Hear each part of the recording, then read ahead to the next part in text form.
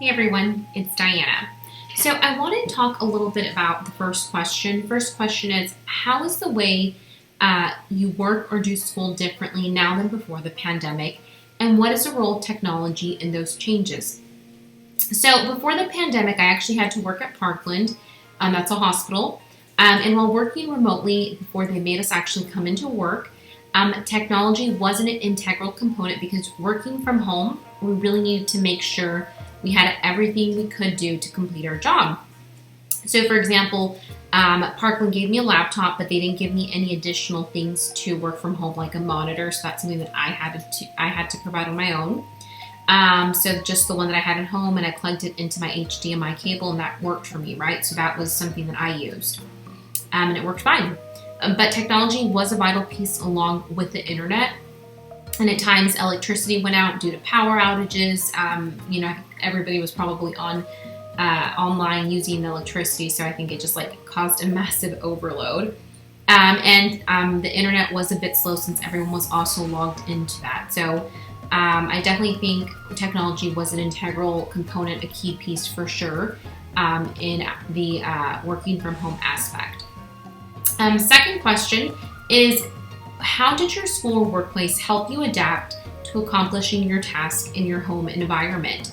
So when I reflect on working from home, even though I currently still am, they really didn't help me adapt. So they set guidelines on when you should be available, but other than that, it was more of an intuitive process, right? I would say if you've never worked from home, it may be a challenge just because your deadlines may come and go if you aren't organized. A lot of people think it's easy, right? Like, oh, you're working from home, you're just in your sweats and you can just get up and it's easy peasy. But it's really not, because you really have to create and stick to a schedule that works for you, right? You just make sure it works with you. And it's funny actually, because I've been reading, you think because you work from home, you should be way more productive, which you should be, right? Technically. But you tend to overwork yourself. So it's important not to overwork yourself and to take steady breaks. Just because staring at a screen for long periods of time can be mentally and even emotionally draining. So don't overwork yourself.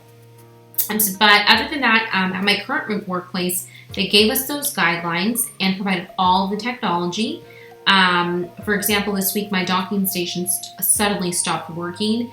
And they provided me a new one overnight, right, in order for me to get my job done, right? So that's really important. So they were able to provide that for me. The next question is, how did your workplace or school communicate with you? Well, we communicated via Cisco Jabber at Parkland. So when I was at Parkland, I used the Jabber system. And so you needed to ensure that you're on green, right? The green means available. And we used WebEx for our team meetings when I was there. We also had, at my current job, we use Zoom for meetings, and we also use it for meetings and for communication.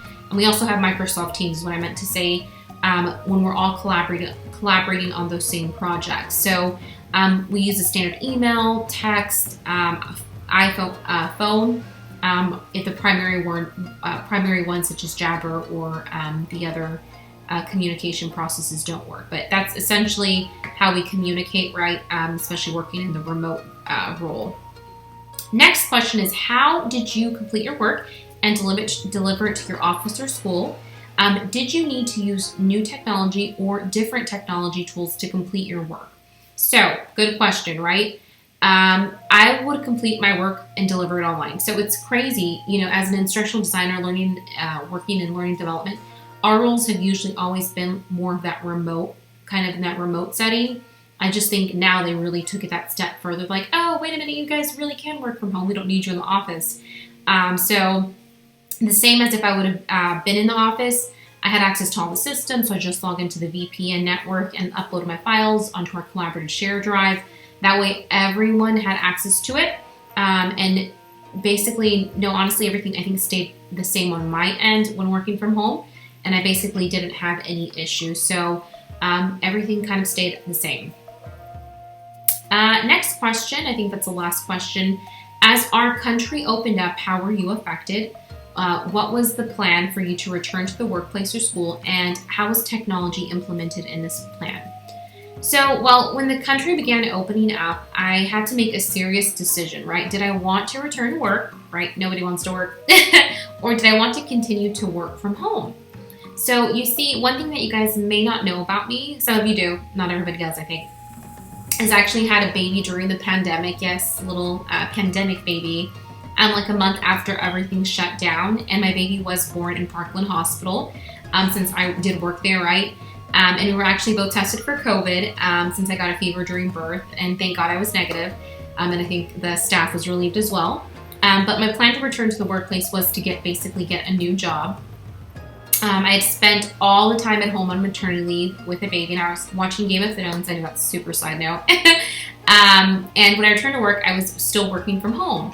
So Parkland was actually planning for me to go back into the office once things started opening up. So I was like, I just can't do it. I had a baby during the pandemic. I've had like these 3 months, and then I had like an additional 3 or 4 or 5 months. It was like September, like almost October. They started saying, so I've had all this time, right? I had my baby during the pandemic. I've been working from home. So I just decided to end up transitioning to a fully remote role even after the pandemic was over. Technology, I really stayed the same for me since I just had access to the internet. All the tools were provided to be by the company. So I just decided it was time for me to be at home, just because it kind of made me see the value. I get to be at home with my daughter. I can do my job, and I don't have to spend transit time or daycare money on all the extra stuff. So love being at home. But in retrospect, the pandemic really helped me stay with my child. And I realized, again, that I could work from home and continue my education, thus the online program, all by being at home. And so I love technology. I think that's the one thing that I can say it's really helped all of us, right? No matter what field, career, or anything, it's really bridged the gap between, you're not having to go drive somewhere to do your job. You don't have to drive to get your education. You're doing that all. You can do that all at home. As long as you're organized and you're on top of it, you have access to internet, you have electricity, you have all that good stuff, then you really can, do your job and keep doing it well. But I would say the downsides to this, I know this isn't a question, but I'm going to give it to you anyway. But the hard part is, I think, staying motivated while being socially isolated for long periods of time. For me, I think that's been a big issue. I think just because I'm home all the time, I think, technology has really helped, but I think one thing that hasn't helped is that you're not able to really have that FaceTime with people. So I think that while it's been a great asset to everyone, it can also be a downside if you don't have that regular communication with people. Sometimes you feel, at least I feel like I'm going stir crazy. So I think, and it was May is Mental Health Awareness Month. So making sure that you're mentally keeping yourself healthy, right? And your environment is also clean and looks nice, and you're just organized all the way through, just because it really does have an impact on you emotionally and mentally and whatnot. But I think these are great questions. I think they're things that everyone has thought of. I've been thinking about them. So I'm so glad, Dr. LaPrairie, that you actually, posed them to us for us to actually answer and to really, ponder on them and think about it. So thank you so much. I'm really looking forward to this semester, and it's been great working with you thus far. I've learned a lot. I'm super excited. I just thank you so much, and I hope you have a great day.